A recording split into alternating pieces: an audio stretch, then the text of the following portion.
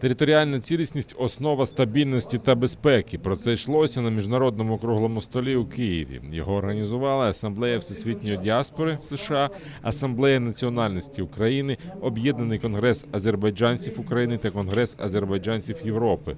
У міжнародному діалозі взяли участь експерти з України, країн Європейського Союзу, Туреччини, Азербайджану, Грузії та Молдови, а також представники дипломатичного корпусу. Учасники зазначили, що захист територіальної цілісності – ключова гарантія безпеки як у Східній Європі, так і у сусідніх регіонах. Говорили і про закінчення окупації територій Азербайджану, зазначивши, що такі зустрічі потрібні, зокрема, і для позбавлення від окупаційного синдрому в Україні та інших країнах.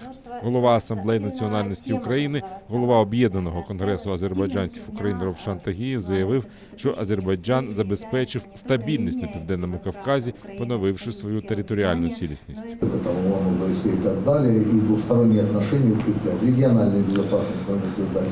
Потому что, в принципе, территориальная целостность и так называемая, то, что было использовано, гибридная война со стороны Российской Федерации, якобы ущемление русскоязычного населения, не имело ничего общего с реальностью, где, в том числе и по ряду принятых и Организации Объединенных Наций, и других принципов по тому, что так как они использовали право нации самоопределения, никакого не имело почвы. Потому что народ, там, который живет в Крыму, он являлся украинским, там коренные жители, крымские татары и другие украинцы. Голова Конгресу європейських азербайджанців Сахіль Гасимов розповів про роль діаспори під час здійснення Азербайджаном своєї успішної місії минулого року. Вони повинні працювати день и ночь. День и ночь. Я знаю, что у вас очень сильная диаспора. Насколько я знаю, что даже в Бельгии есть такая деревня, где украинцы.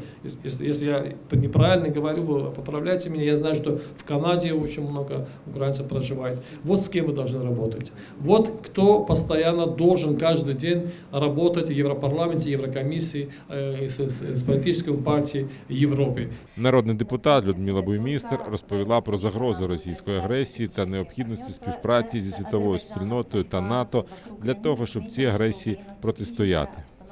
У нас есть беспрецедентная, наверное, поддержка стран-членов НАТО.